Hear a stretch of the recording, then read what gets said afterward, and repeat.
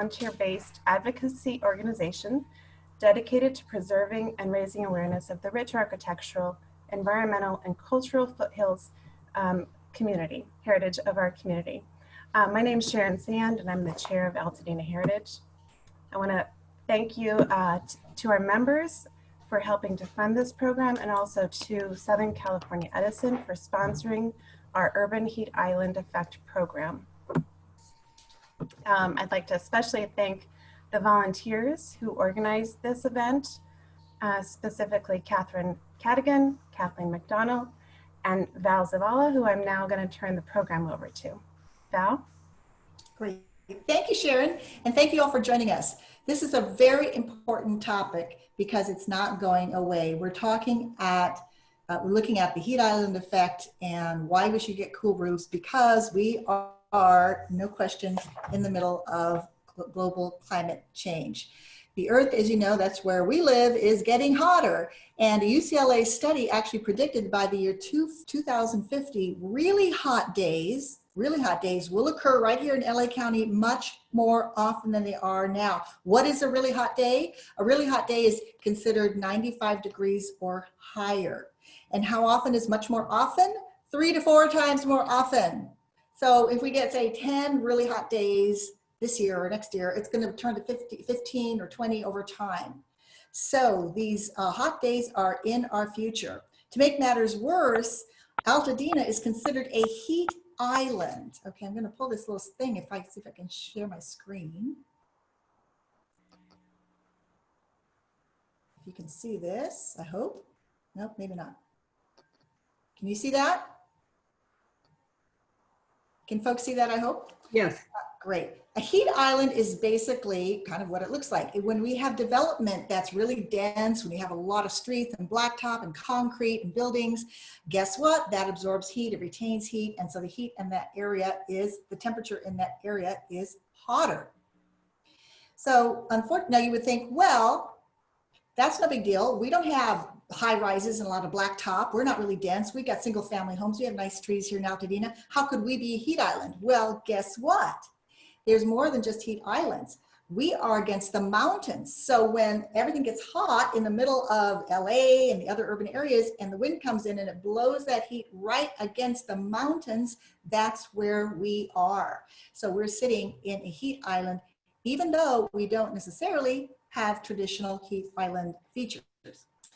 So this is one of the reasons why we're going to look at how we can keep ourselves cool.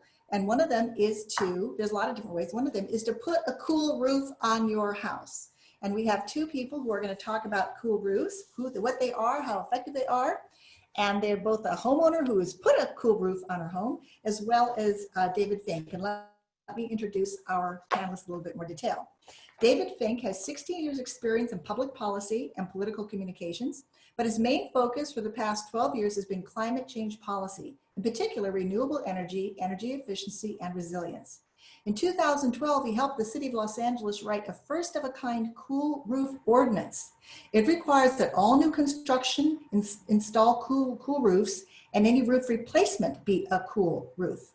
Since then, the LA County has adopted, LA County, not just the city, has adopted a similar cool roof ordinance. Also with us is Kathleen McDonnell. She's an Altadena homeowner and also a member of our board. And she's a fairly new member of our board, actually. She moved here in December 2018, she moved into her house, but she had renovated it and she put a cool roof on it before she moved in. So she can tell us what it's like to have a cool roof and talk about the issue from a homeowner's perspective. So let's begin with a very simple question for David. What is a cool roof? Because a lot of people think, oh, that's that big white paint they slather on top of your roof, but it's not anymore. It's come a long way. Is that right? Yeah, that's right. So a cool roof is a roof like any other, whether it's shingles or tiles or a flat roof, and it's highly reflective. So as you were describing, the urban heat island effect is all the paved surface area in a city that absorbs the radiant energy from the sun and then releases it as the sun goes down, generating heat. And so a cool roof reflects a lot of that energy back into, essentially back into outer space. And so as instead of absorbing it and transmitting it into the home and heating the building, it reflects a lot of that energy. And as you described, a cool roof is indistinguishable from a traditional roof. So the first thing most people say when they see a cool roof is, it looks just like any other roof, which is exactly what you want. And they come in well over 1,000 colors, and they come in different styles. So like I said, whether they're shingles or tiles, etc. And so there's a lot of options available. Great. And how well do they work? Like, how much difference do they really make? So the average homeowner will see a 10 to 20% reduction in their cooling costs throughout a year. So usually it's closer to 15 to 20%, but depends on how much you use your air conditioning. And there's also a lot of other sort of variables in terms of, if you have, shading from trees, or if you're against a hillside, et cetera. But I think the, sort of key, sort of statistic or would be that one, is that you're going to get an immediate return on your investment through the cooling load, which is decreased 15, roughly 10 to 20, but 15 to 20% typically. I'm sorry, that's 15 to 20% reduction in the temperature, or reduction in your energy bills? In your energy bill. Oh, yeah. And does it depend on what kind of shingle you get, or are they all equally effective? It does depend. So some shingles have higher reflectance. And so, like anything else, there's sort of what they might call like a more premium product that has a higher reflectance.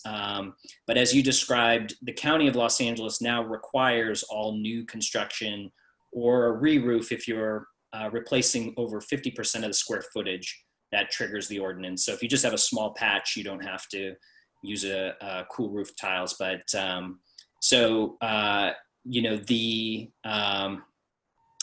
what you're, since the city requires it, retailers are only carrying cool roofing shingles. So they're going to meet the minimum code, which is a reflectance of roughly 20% over what you would get with your typical, say, asphalt shingle. But they do go as high as, say, 35 or closer to 37% on the high end. Oh, so you're saying that once, I guess right now, if you were to replace half of your roof or more, you would have no choice. You would have to have cool roofs, and that's what all the contractors and the roofers know? That's correct. So they're only going to offer you that? Correct. So when they go to the county to get permits to do the construction work, that'll sort of, trigger a requirement that to get approval that they have to use a cool roof. Gotcha. So great. I'm going to turn to Kathleen now. Kathleen, what was your experience when you put a new roof on your 1961 home? Well, I originally started out looking primarily to reduce the heat, and I wasn't thinking cool roof at that time. I was thinking this house has no insulation, particularly in the ceiling. So I started looking at the types of insulation that would work. And once I got into that and decided, okay, I need to go this way, despite the fact that the roof that was on the house was only 2 to 3 years old. Yeah, I did before I decided to go for insulation, I looked at some of those strategies for just painting the surface of your roof with the reflective material. But when I consulted this architect friend of mine at the time, he said that they weren't really that effective, particularly the situation I was going for. So once I decided that I was going to remove the roof and put insulation in, I then started, exploring the cool roof notion. And this is when my architect friend, gave me a lot of advice on how to proceed with that. One summer during the renovation, I was up here, and even though supposedly that was a cool summer. There's your house, by the way. I don't know if people can see it. Yeah, I can. Even though it was a cool summer, it was incredibly hot in the house. And now this is when it had no insulation at all. And so I said, I've got to do something. So I did follow through and made the decision to do the insulation, get a cool roof that I talked to a couple roofers, and the one person I chose seemed to be most knowledgeable and was able to work with me on the different features that I wanted and give me some proposals on a couple different styles. And it worked out pretty well. So this is the work in progress. Yes, Can you pass that was after, the other photo you had up was when everything was stripped off, and they did have to replace some of the deck where there was some rot. And then this is after they put the insulation in, and I think maybe a mid-layer of a membrane. I think the membrane that comes next was the one that they torched down. So it is in process. Got it. And did it cost as much as a normal roof? Well, I don't know what a normal roof costs because this is the first roof I ever put on. It cost me, including the fees for the permit, $19,000, give or take a little. And how big is your roof? Do you know what the square footage is? Yeah, well, it's a little more. The house square footage is 1,500 square feet, but you'll notice the house has at least a 4-foot eave on around the entire house. So it's probably a little more than the 1,500 square feet that is measured typically with the shape of the house. And David, to your knowledge, is the cost about the same or in the ballpark or less or more? Yeah, it's roughly the same. You know, like I said, in some instances for the higher end products or the product that has an even higher reflectance, there is a slight premium, maybe 10%, but it's you know, offset by the savings you usually get, you know, from your air conditioning bills. And but the products that are required in the code are no more expensive than what you would spend for, you know, a typical product. And I don't know, you'll have to pardon me, I don't know if your utility is LADWP or if you're with Edison. I'm with We're with Edison, right? Okay. And I know LADWP has a rebate. I'm not sure if Edison does, so it'd be worth, you know, going to their website and looking at their consumer rebates to see if they offer, you know, something for cool roofing product. Oh, that would be great. I explored them for the to see if there were any rebates.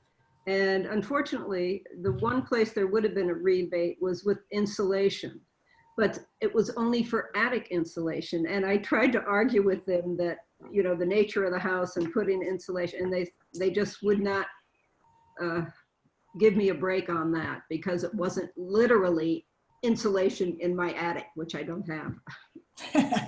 Yeah, and if I could just quickly add something to that, that's something you hear sometimes, like, you know, like from, say, the California Energy Commission, who writes the building energy code.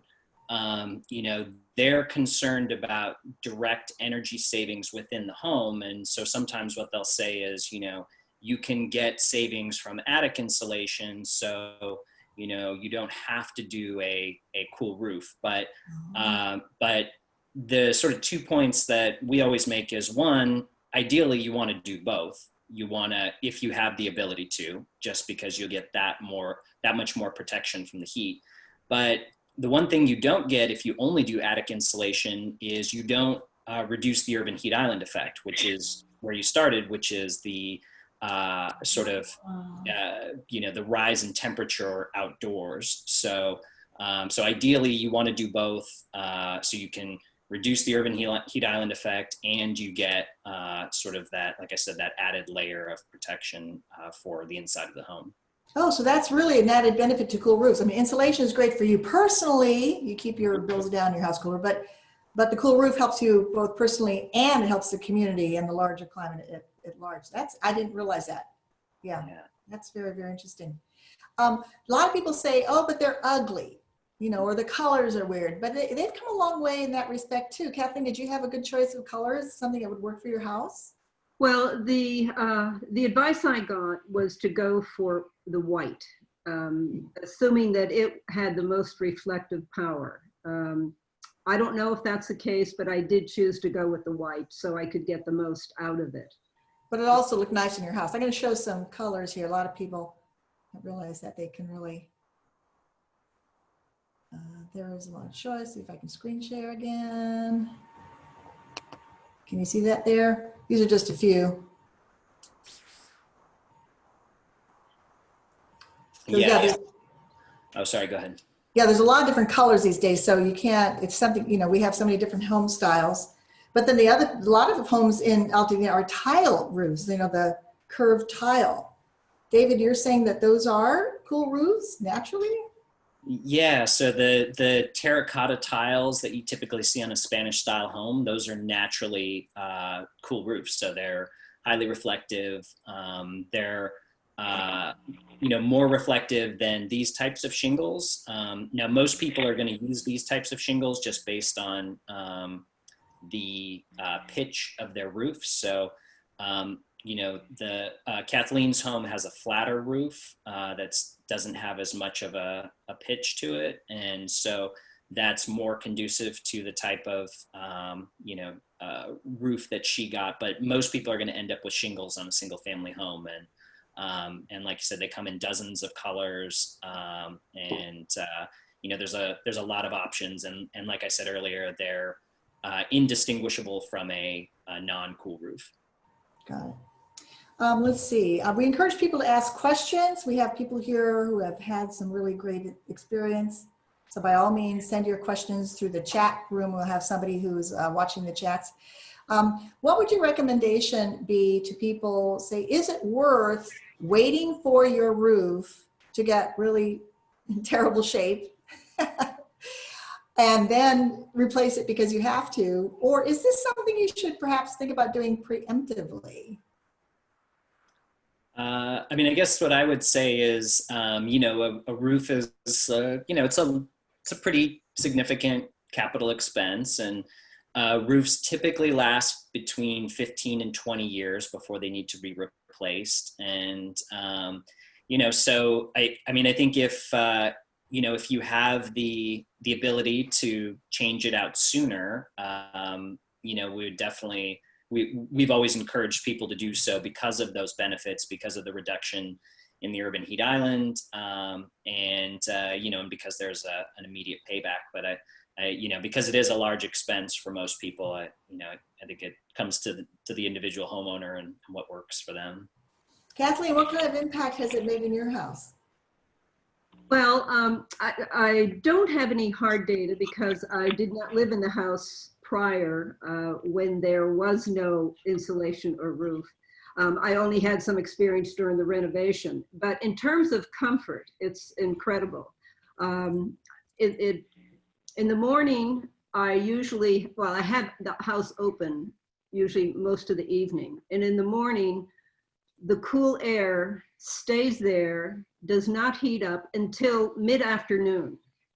So like for today, I just had the house open most of the day. I closed it a little bit because when it was getting up into the high 80s, but that's a relatively cool day here in summer in Altadena. And even in the worst of the days, when we had a few days ago, the high 90s, I had, again, mid-afternoon, maybe 3 or 4 o'clock, it was getting pretty hot in here. So I put on the air conditioning for maybe an hour.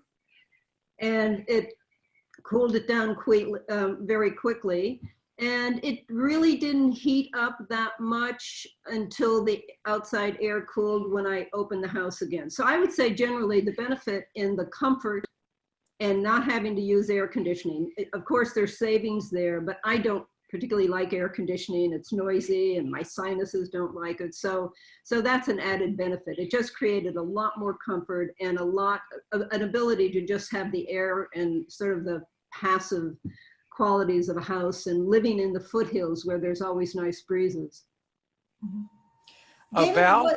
from the political point of view, was it tough to get this ordinance passed in the city and the county, or was it hard? Was the first one hard and the second one easier? What are the politics around getting these cool roof ordinances passed? Because it seems to be a no-brainer. Yeah, I mean, when we first did the LA City Ordinance in 2012, it was there was some pushback. There was just because of uncertainty and because the market for cool roofs hadn't been built out fully. But there was a lot of political support from the mayor's office and from city council and from the building department. And we worked with, the building industry as well. We kind of brought them in early. And so, we were able to get it passed. It was at the time, nobody else had done that.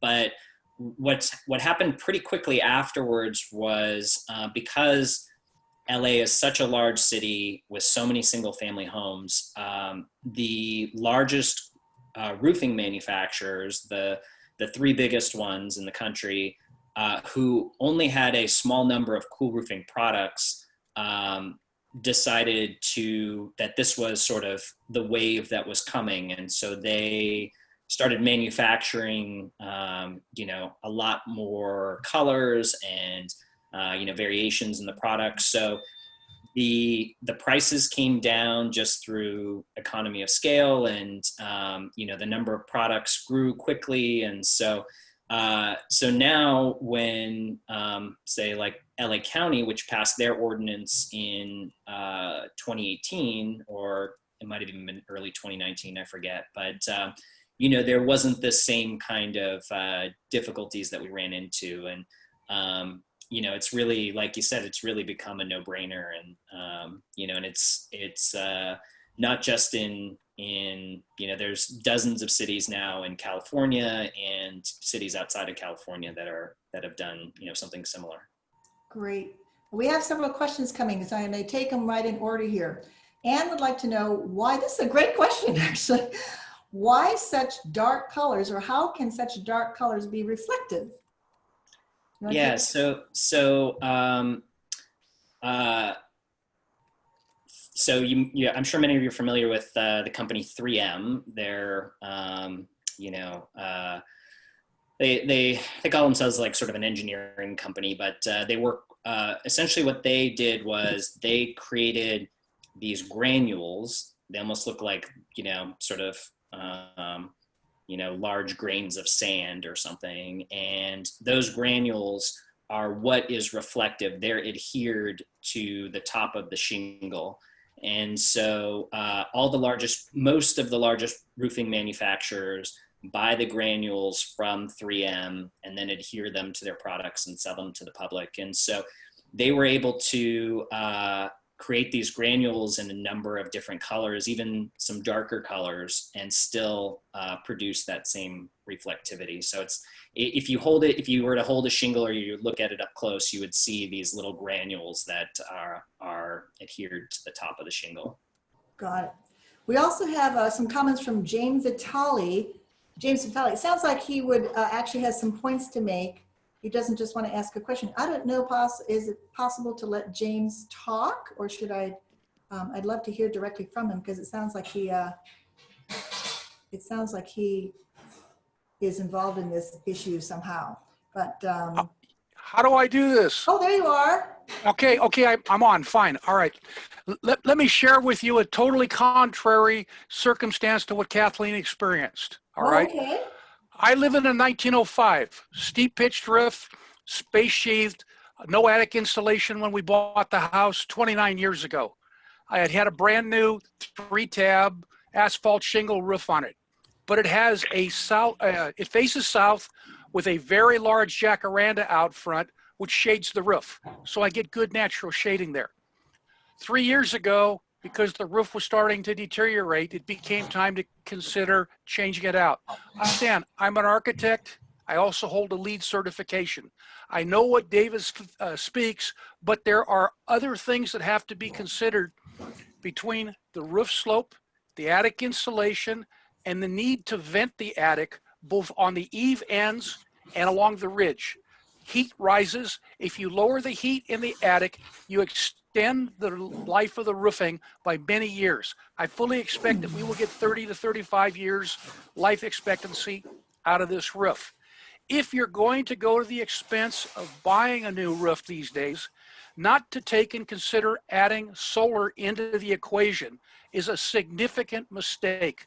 The state had great rebates, which we took advantage of at the time that we did it. My current 6-month cost with air conditioning in our house is $37. And that's with 12 panels on the roof in the rear. Okay, so that more than pays for the comfort. It gives us the value to the environment because we are not using biofuels for the electricity that we're generating. And because the house coincidentally was oriented in a north-south direction, prior to putting the air conditioning in, we could open the doors on the back of the house and the front, and the natural ventilation coming down off Mount Wilson would exhaust right through the house. They were so advanced in their thinking without realizing it back in 1905 that it was just amazing from an orientation standpoint. As far as materials are concerned, it's like buying a paint color. There are more materials and textures out there to enhance your roof. And as David indicated, because the manufacturers now only offer products with cool roof properties to them, even if you go to Home Depot, products today are so advanced compared to what they were 25 or 50 years ago in terms of their heat reflectance and their ability to maintain a better environment inside. We could, in fact, live in this house, and we did up until 3 years ago without air conditioning, but we're getting older. We thought we were entitled to a little bit of comfort. We only have to run the air conditioning, a few hours a week, and the house is just, fine in that regard. But again, the critical thing is if you've got a steep pitched roof, then you can take and put attic vents up there. Those also can be solar driven. They don't have to be powered. So now you've got another benefit because you don't have to use electricity to vent the attic. Or you can gravity vent, and they will work mechanically to take and vent your attic space together with the ridge vents that you would have along the tops of your ridge that are going on there. I appreciate the opportunity to have this forum to bring this awareness to people, because not everybody is aware of both the chemistry and the mathematics that are involved when you're doing a re-roof and what that ultimately means. Yes, you may pay a few $1,000s more on the front end, but it is more than going to pay it back in energy savings and the improvement of your health while you're living in your house, and obviously, ultimately, the resale value of the house with the right combination of materials. James, thank you so much. You obviously know what you're talking about. And yes, we're focusing on cool roofs, but there's no question. We put an attic fan just to keep all the hot air flowing out of the attic, and that makes a difference. We also have solar panels, which is another webinar. But I want to get to these questions. Michelle would like to know, if anybody does know, I'm not sure, David, if people are keeping track of how many cool roofs are being installed, but she'd like to know what percentage of Altadena roofs are cool roofs. Has anyone calculated the temperature change that would occur if all roofs were cool? That sounds like a climatologist or engineering challenge. Has anyone done any kind of calculations on a large scale of what the impact might be over time? Yeah, I'm not sure about Altadena specifically. I do know that a professor out of USC, a guy by the name of George Van Weiss, has done a series of studies on the county and what would happen if the entire county replaced their roofs with highly reflective roofs, and we moved out black asphalt and used other types of lighter colors, materials. So I know there are some studies out there, but I'm not sure if they've sort of parceled out Altadena. And the one other sort of study I would point to was done by the organization I used to be with, Climate Resolve, an organization here in LA called Tree People, and then the University of Miami, UCLA, Arizona State University, and Cal State Northridge. And they looked at a sort of series of scenarios in terms of increasing the collective reflectivity and shading. So, with, greater number of shade trees and vegetation, and the effects, even at the low end, were significant, both in terms of reduction in heat and specifically they looked at the number of heat-related hospitalizations and mortalities, and there was a significant decrease there as well. So, just as a long way of saying that collective action, the studies that have been done show that there's, significant benefits. So.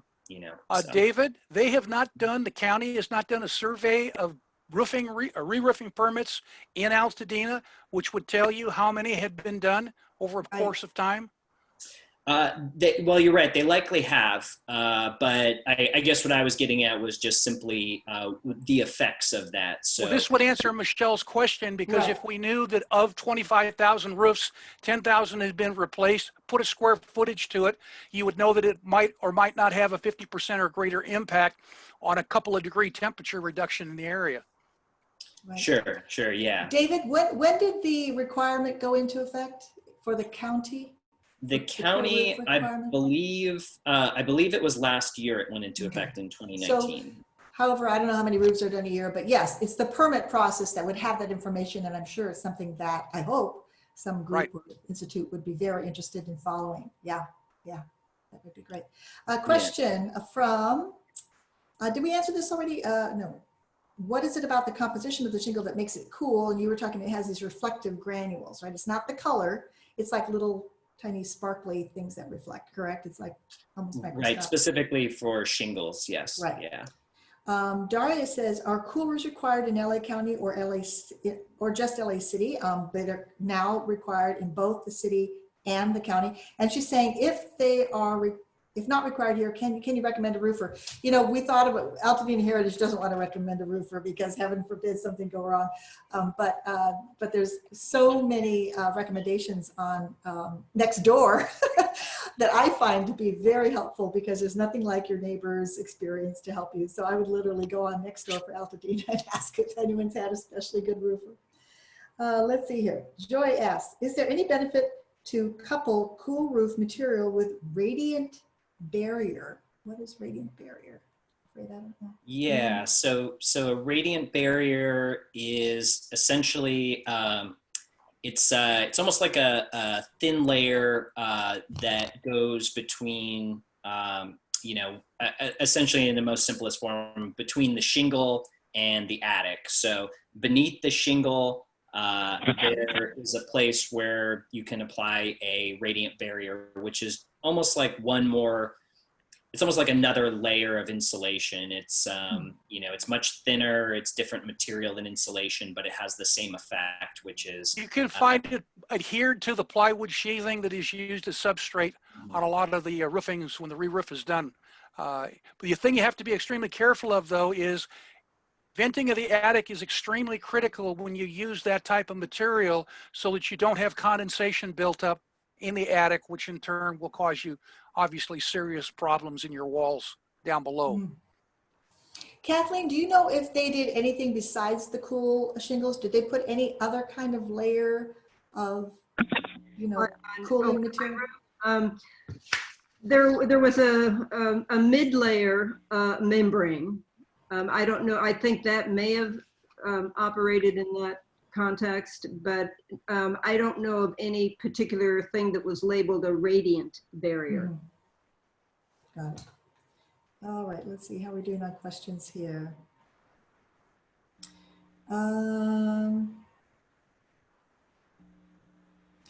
Question, if you combine insulation and a cool roof, what is the energy saving? Wow.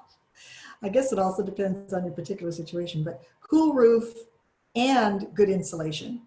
Well, that's what I did. I did both insulation and the cool roof. And given the type of house I had, the insulation made a dramatic effect. that I think the cool roof probably doubled that effect, both interior wise and then the contribution to, you know, reducing the ambient heat.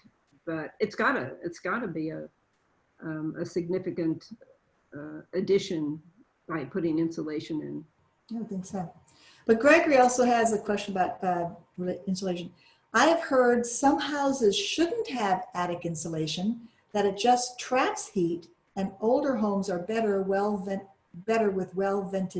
simply well-vented attics versus, I guess, insulated attics. Do you know if this is the case, or should everyone have attics that have insulation? Or in other words, is there any situation where insulation would not be helpful? Or is it always helpful in almost every situation? I don't know exactly the answer to that. I think, you know, one thing that actually James hit on, which is how important ventilation is. So, you know, and as you pointed out, you have, I think you said you have a whole house fan. Is that correct? And so, you know, whole house fan draws air from, you know, from inside the house, and then you would have good ventilation that moves it then out through the attic. So, you know, I can't say for sure. Maybe James has a better, you know, more specific answer than I do on that. Yeah, this gets real tricky from a mechanical engineering standpoint. Whole house fans, when used up in the Sacramento area, work like a champ. They will drop a house over 20 degrees in the matter of a couple of hours when the delta breezes blow in. It can be 105, 110 degrees for weeks on end up there in Sacramento, interestingly enough. But when the breezes start to come in from the San Francisco Delta and they open up those house fans, they get obviously a lower temperature at a lower cost. There's a trade-off between the insulation working to prevent the heat gain in the summertime, but at the same time, you want to retain heat in the winter. Mm-hmm. Exactly. And so if you've got an attic that doesn't have the insulation in it, then you're pumping hot air into a space.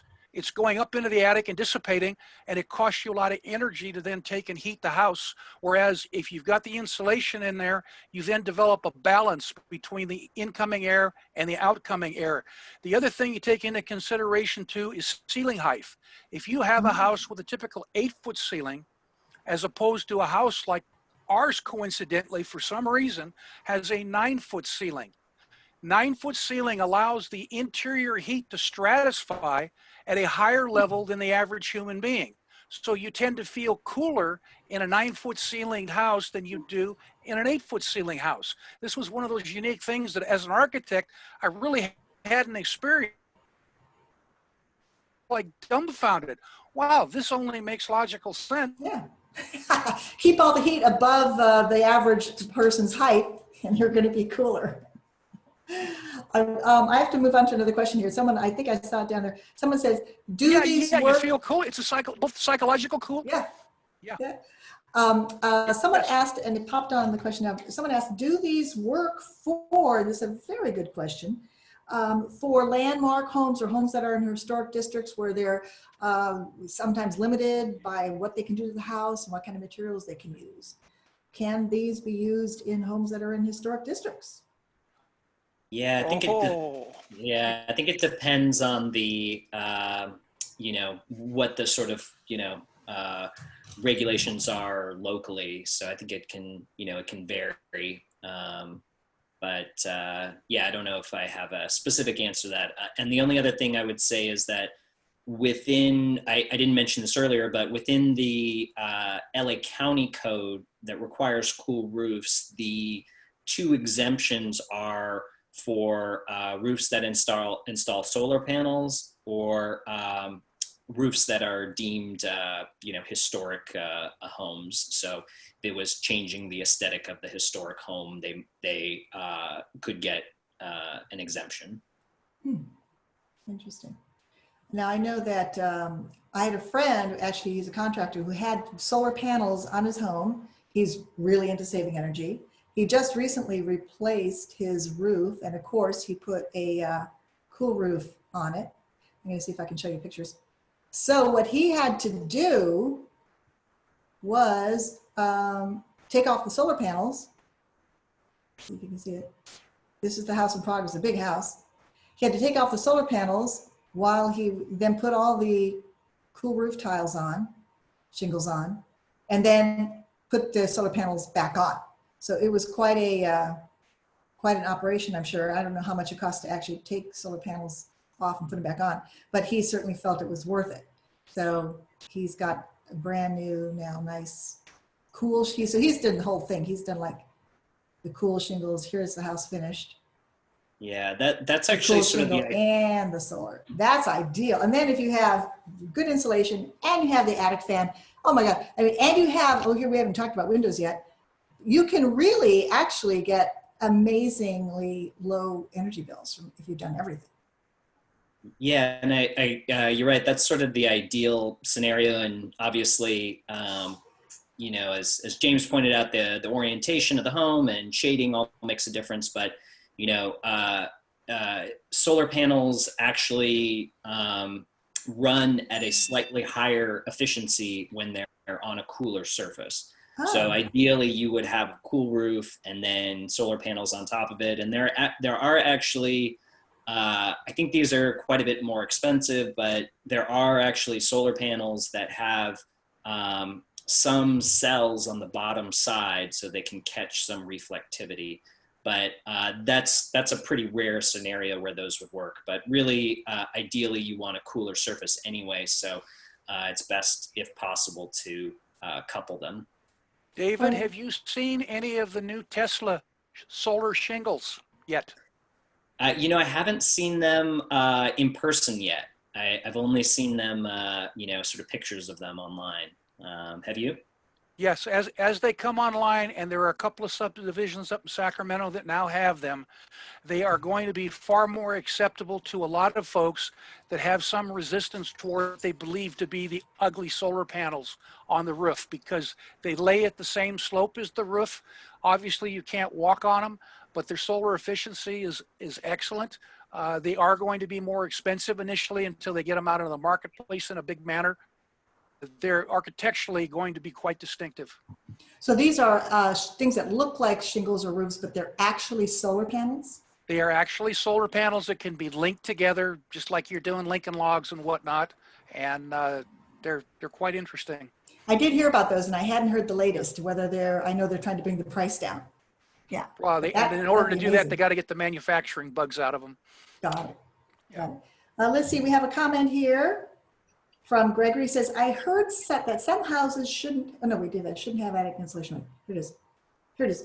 Anne says she's heard the USC professor, David, talk in a Zoom meeting. He calculated that even a small neighborhood that had cool roofs, cool paving, and good tree canopy reduced their temperatures by 2 degrees in that neighborhood. And of course, that's the combination of things. I mean, David, obviously would love it if, you know, all neighborhoods could be as tree filled as Altadena. We're very lucky in that respect. We kind of have a lot of trees already. But yeah, you know, is there one thing that's especially more effective than others? Like, are cool roofs more effective than trees, or are trees more effective than?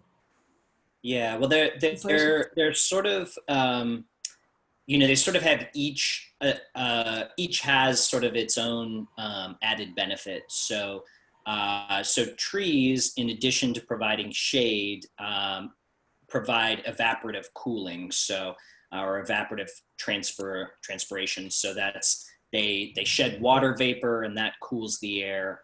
So that's, you know, that's something that obviously you don't get from a cool roof, but a cool roof, if it's, you know, obviously in direct sun, is gonna, you know, give you the homeowner sort of, there's a direct impact to, you know, inside the home. You know, so it kind of depends on, you know, but, you know, I wouldn't say that you know, anyone is particularly more beneficial. I mean, I would always be pro trees, just because of all the benefits in terms of CO2, et cetera. But the one other thing I would, or the two other things I would quickly point out are, there's often, you know, something that's sort of gained popularity the last few years is artificial turf.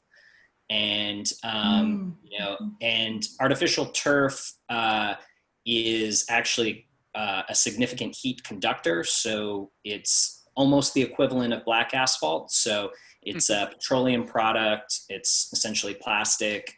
It conducts a lot of heat.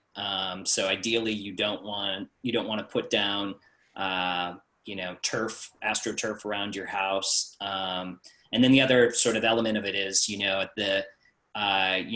it saves you from having to water your lawn, obviously, but after you have it removed, it's not recyclable or biodegradable, so it ends up in a landfill. So it conducts a lot of heat, and and it's also not good for the microorganisms that are within the soil beneath it. So and then the last sort of element I would quickly point out in terms of urban heat islands, we talked about sort of the big contributors, but the other thing is also waste heat from exhaust from automobiles or from manufacturing, or it's like how you have that little bit of heat that comes out of the back of your refrigerator, so anything that's any sort of mechanical process that has waste heat is also contributing. So that's a harder thing to tackle, and there are ways to do that, but that's another element that contributes.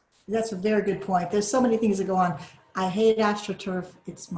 I can't stand it for all those reasons, but it's now and then you walk past it and you go, oh no, please get rid of it.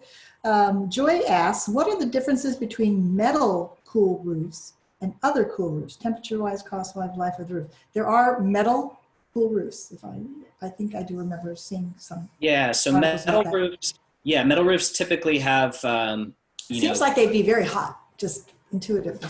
Yeah, so they can be, but they also come in products that are considered cool, and those products are essentially painted with a reflective material, so they can have high reflectivity. In terms of cost, there's a lot of variables. You don't typically put a metal roof on a single family home with a pitched roof. There are some instances where people do, but it's not it's not common.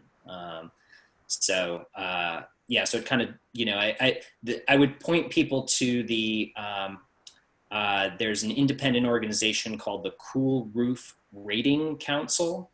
And they essentially, all the cool roofing products that are out there, send their products to this organization to have them tested and have them rated for their reflectivity. So all of the cool roofing products that are out there are on their website. And if you go there, I want to say it's crrc.org, but if you just search Cool Roof Rating Council, you can see the different types of products that are out there.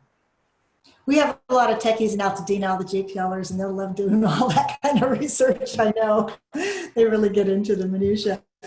Someone asks about, and this is a good question, should our roads be paved with cooler material or reflective versus black asphalt? I think there were some experiments that were done in LA about cool roads, just by literally painting them a lighter color. But then I didn't hear anything more about it. Have you heard anything about it? Yeah, so a couple years ago, the city of Los Angeles piloted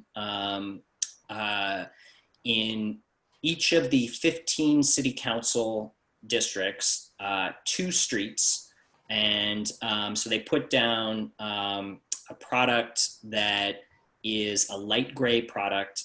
It's from a company called GuardTop. And so essentially it's a coating that's gone over the black asphalt. And so they're testing it to see how what its durability is. It's past all the requirements, obviously, to go down on a road in terms of, safety, as far as how slick it gets with cars and that kind of thing. So it's safe, but the durability of it hasn't really been tested. The product and several products like it were created primarily for parking lots or playgrounds, that kind of thing, where you don't have, sort of heavy vehicle traffic typically. So there were initially 30 streets in LA They did a second round this past year, and I forget how many streets they piloted there, but what they saw initially, just in terms of temperature reduction, was that there was, on a very hot day, the tests that I remember were in the high 90s on days, no clouds, high 90s. And they were seeing around 20 or 22 degree cooling on the surface. Wow. So yeah, That's so it's pretty significant. Yeah, yeah, and those products, like I said, those products are available and used all the time on driveways and parking lots and playgrounds, those kinds of things. But in terms of roads, it's fairly new. But at least initially, the returns have been pretty pretty encouraging. Yeah, I was wondering why streets have to be black. In fact, one of the interesting things I remember, I think this is correct. In the San Gabriel Valley, one of the hottest locations on the hottest day is the parking lot at Santa Anita Racetrack. Because that is huge. Have you ever been out there? Just the parking lot is massive. Massive. It's huge. And just parking, blacktop. And apparently that is one of the hottest spots in Southern California when things get really, really hot. So it's like, yeah, pavement is terrible. David, you said you worked for Tree People at one point. How did they feel about the LA Unified School District and other school districts going through an extensive program to thin out their tree crowns over their playgrounds and the use of AstroTurf in place of real turf on their football fields, which has to have added significantly to the heat buildup throughout the city, under the justification that the cost to maintain the turf and to sweep up the leaves and everything was something they couldn't afford?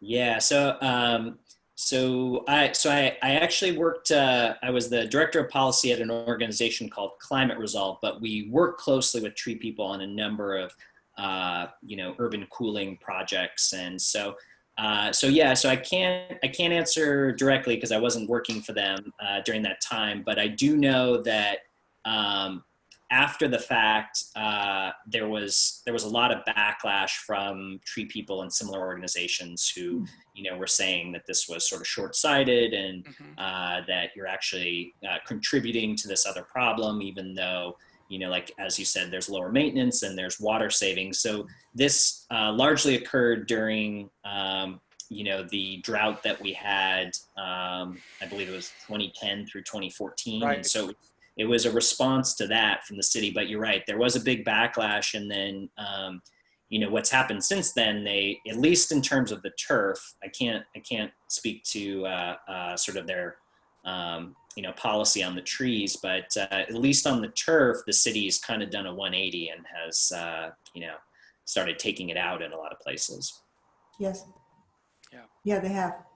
We're gonna be winding up pretty quickly here. I would love a final thought from Kathleen. What kind of advice would you give to folks who are considering a cool roof? For example, Kathleen, did you get a lot of bids?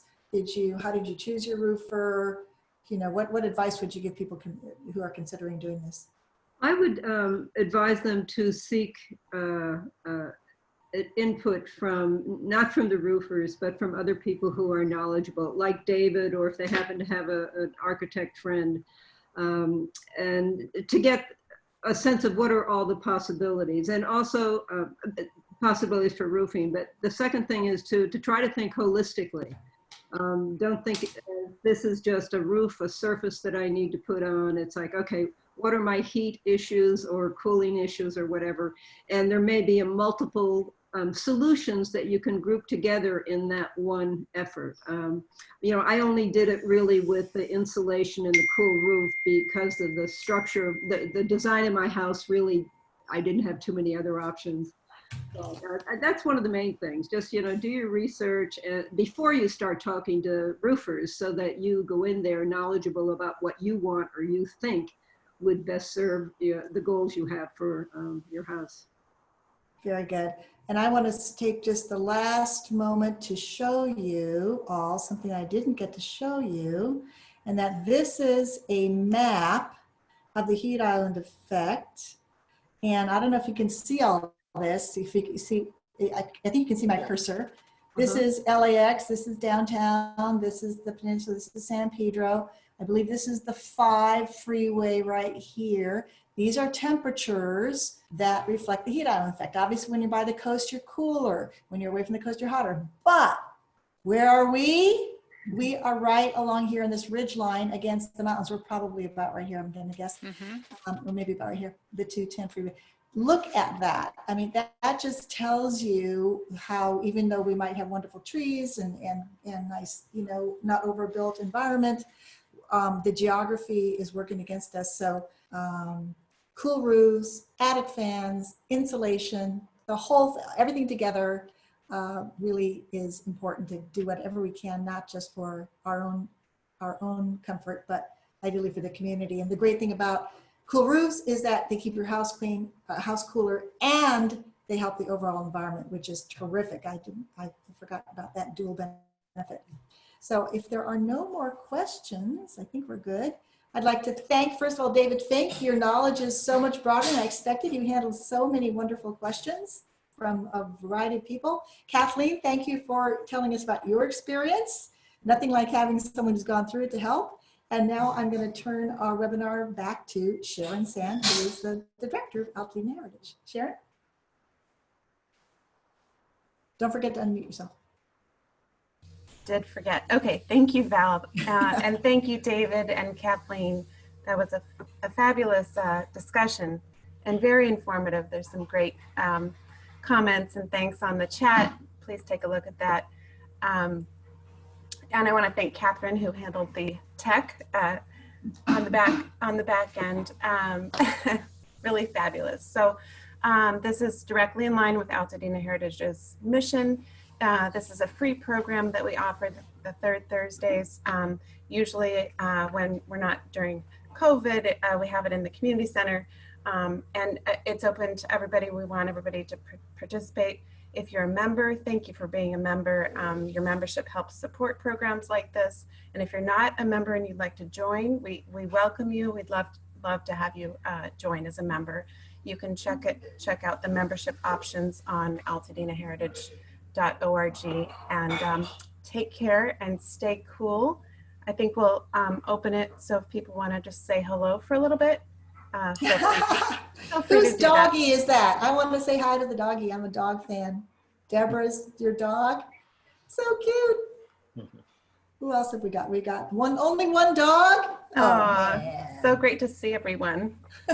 Thank you. If I can offer, if I can Yes, offer one last thing, Joe, Oh, if you want to see a metal roof with solar panels, we have a studio on the rear of our property, and you can see how cool it is inside in a 1905 barn with a metal roof and solar panels. It does work.